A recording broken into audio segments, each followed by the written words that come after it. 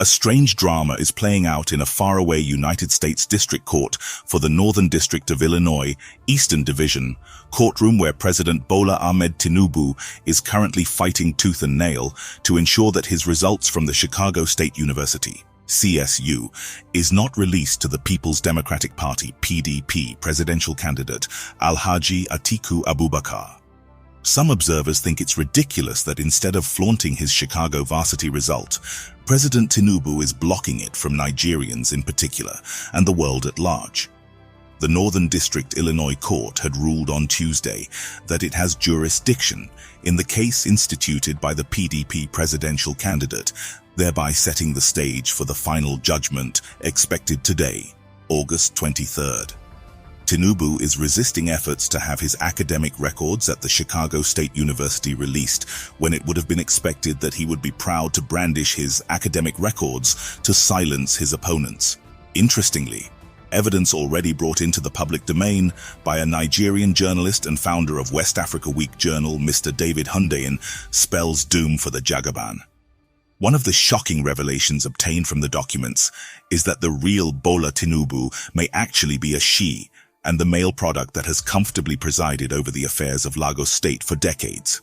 Meanwhile, Tinubu may have another axe to grind with Nigerians as his National Youth Service Corps, NYSC discharge certificate bore the name Bola Adekunle Tinubu instead of Bola Ahmed Tinubu.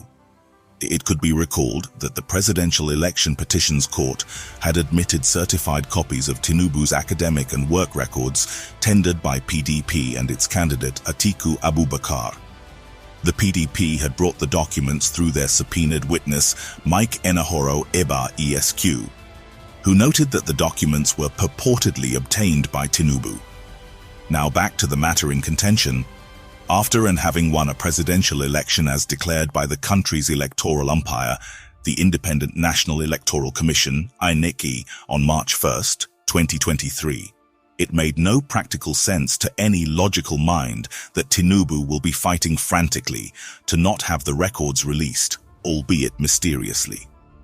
At this point, however, whatever his reason is may have gone down the drain as the court has scaled the first legal hurdle on its path, ruling that it has jurisdiction to entertain the case. Someone suggested that Atiku Abubakar may have seen what does not appear to the ordinary eyes as a former player in the All Progressives Congress, APC, prompting him to dive deeper into his unbridled quest to unmask Tinubu using the instrumentality of the US courts, as he seems to have defied the fortresses of Nigerian courts. So it was that the Northern District Illinois Court expressed satisfaction with Abubakar as an interested person for meeting the legal conditions for jurisdiction and venue in requesting the court to order the discovery of documents and testimony for use in a foreign proceeding. The court agreed that the order for discovery he sought was for use in Abubakar var, INEC, and OARs pending in the Nigerian Court of Appeal, while the respondent, CSU, is a public university established in Chicago and existing under the laws of Illinois, with principal campus and offices located within the Illinois district. Atiku, it could be noted, requested for any documents or objects, tangible or intangible, from which information may be derived belonging to Tinubu. These will include assignments, periodicals, coursework, photographs, text messages, agreements, correspondence, electronic or other video recordings of any type, etc., and electronic data which must be produced with all their metadata and the name of the custodians. Atiku also asked for all documents produced by CSU in response to any request, by subpoena or otherwise, by Mr. Tinubu or any other person for CSU records relating to Mr. Tinubu. He even sought the certification they used on all documents and the process of the certification, the drafts of the certification, and all communications to, from, or within CSU on the certifications, and all documents sufficient to reflect the format, contents, and certifications of CSU diplomas issued by CSU for BS degrees from 1979, including documents sufficient to demonstrate any modifications to the format, contents, and certification of CSU diplomas from 1979 to the present.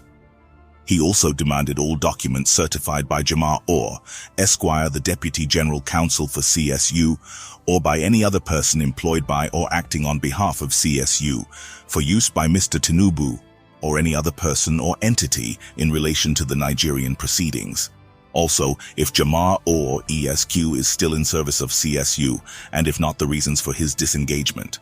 If the court so rules, this means CSU will turn over to Atiku any and all paraphernalia still in the school's custody in their original forms, including every document given to Enahoro Eba and Tinubu, as well as the documents Wole Olanipekun tendered before PPT.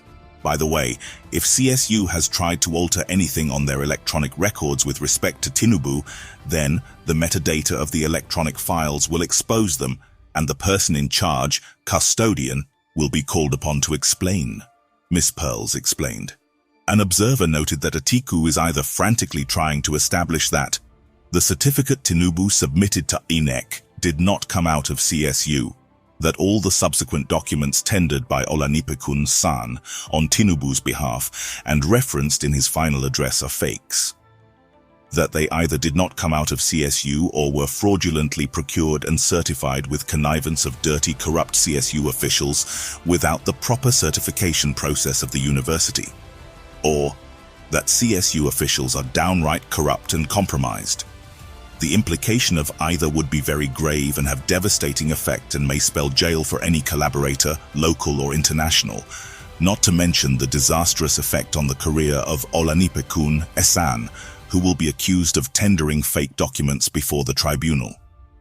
The real PPT venue has been shifted to Chicago, and it is there in the United States District Court for the Northern District of Illinois, Eastern Division, that the epic battle of Batman's disqualification will be fought and decided.